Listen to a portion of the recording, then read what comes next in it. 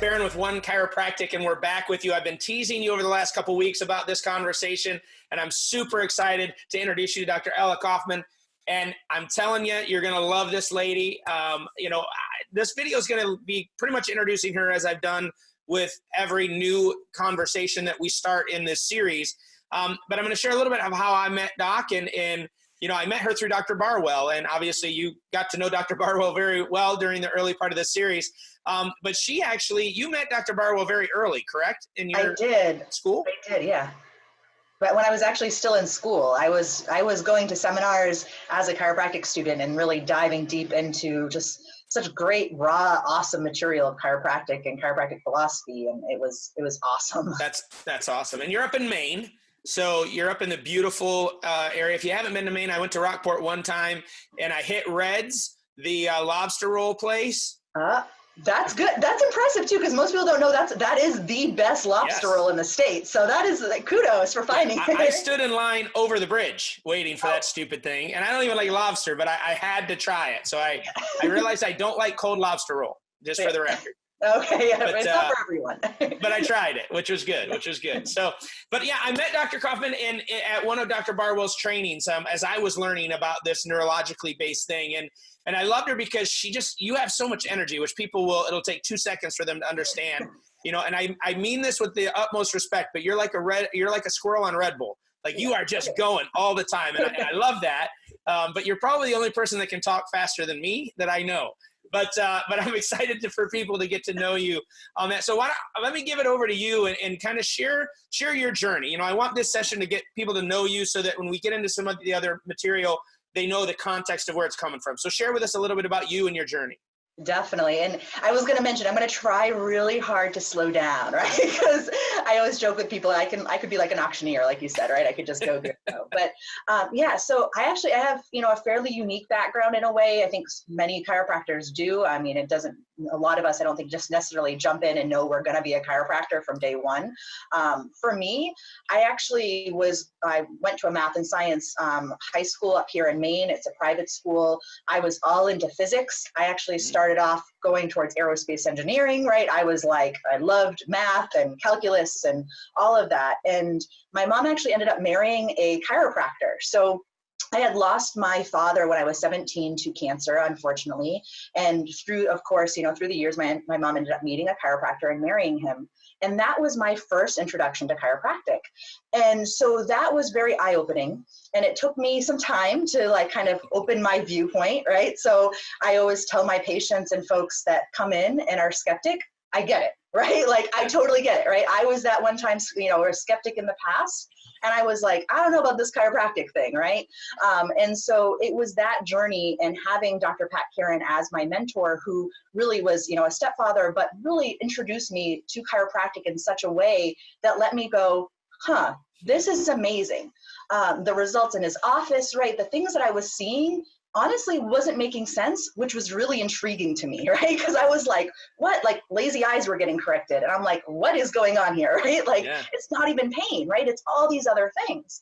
And so, and he would tell the story too, is that as I started going towards chiropractic school, he would talk about the nervous system and the brain. And I would be like, okay, so tell me more of how that's connected to the adjustment, right? I want more information about the brain. And, and he was able to expand it and work with Dr. Barwell and expand that knowledge and bring me into it, which really got me to go to chiropractic school, had me, motivated through those years of really diving into, in a way, the traditional philosophy of chiropractic, right?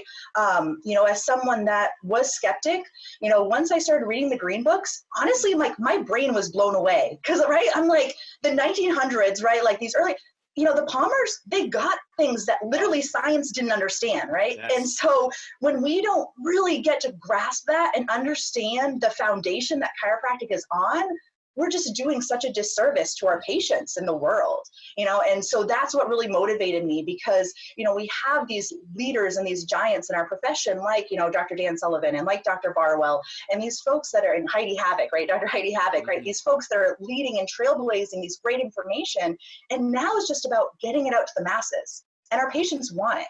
So for me, becoming not only a chiropractor was stemmed from neurologically based chiropractic care, looking at the brain and seeing that there is changes with care, right? That we can really change neurology, and that it does it in such an amazing way that so many other modalities and other healthcare paradigms can't do.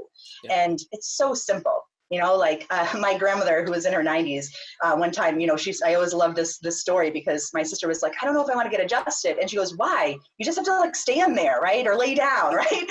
And that's really it, right? Yeah. Like, how crazy is it that we can just adjust a patient? Sometimes, some people may adjust in 2 or 3 minutes, and some may take longer with patients, but just adjusting them can change their world, which is just amazing, right? So that was really a great motivator to bring me in to chiropractic and really expand it as well. That's awesome. And what I love about that story, because I can't even imagine, I've read not all of them, but I've read a good amount of some of the green books, and I'm right now starting to reread them now with the lenses of this neurologically based. I can't even imagine. You read those books so differently than anyone else ever read them in their path, because you were already from the neurological mindset. And, I've said this, the viewers will know this, I've said this through many of these videos.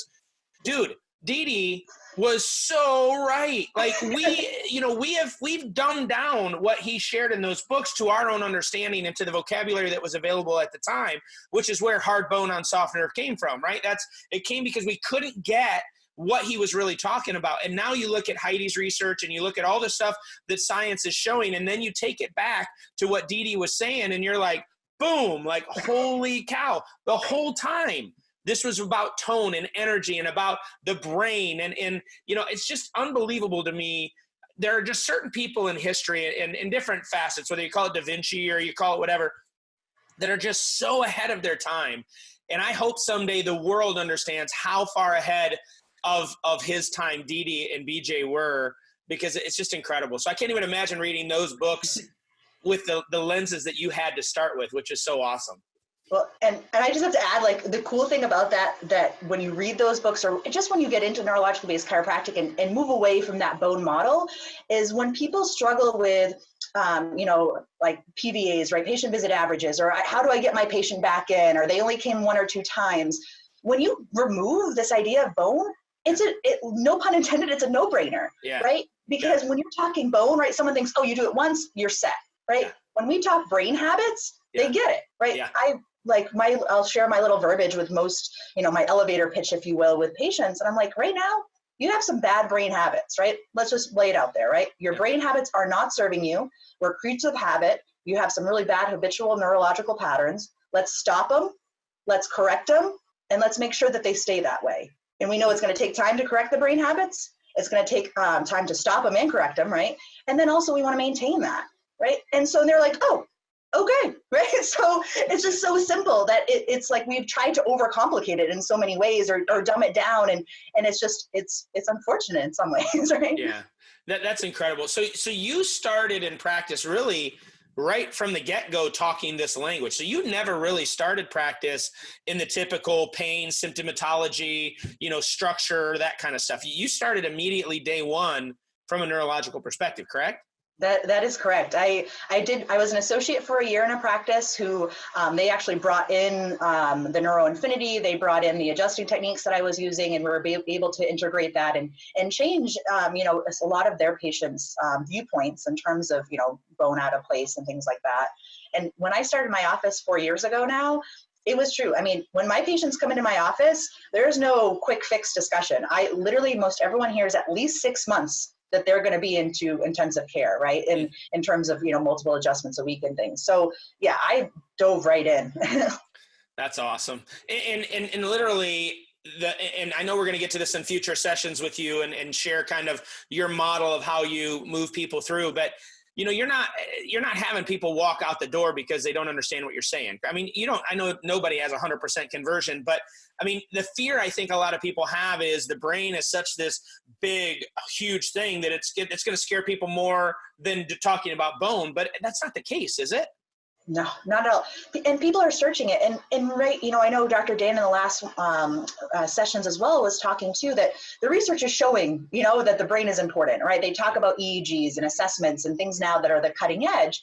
So people are seeking that or seeing that more, but also to them, it makes more sense when we just take away the spine, right? I don't start going back into the old ways of saying, well, it's, this is this area over here. It's a holistic viewpoint of their body. And they're like, oh, that makes sense. I mean, if I tell a patient, when you're stressed, your shoulders tighten, right? You feel those paraspinals, right? All of those things change. They get it, right? They at least are aware of that. And yeah, I mean, my conversion rate I know is higher than most, and I have been lucky enough to have a higher PBA. I'm into the 50s now, 4 years into practice as a new grad, which I know is not to toot my own horn as I would joke, but just normal. Right, yeah. But it's because I talk the truth, right? And I talk brain, and I don't try to insult them by thinking that they have to I have to dumb it way too down, but also empowering them as well to know that the brain controls everything, and they know that.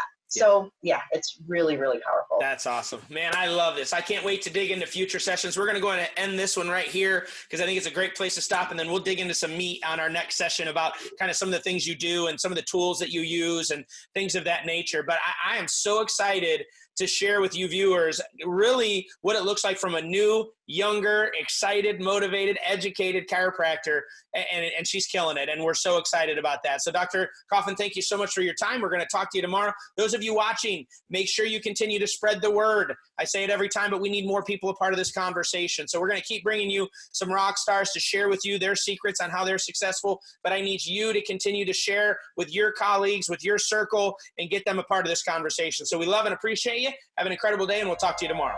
God bless.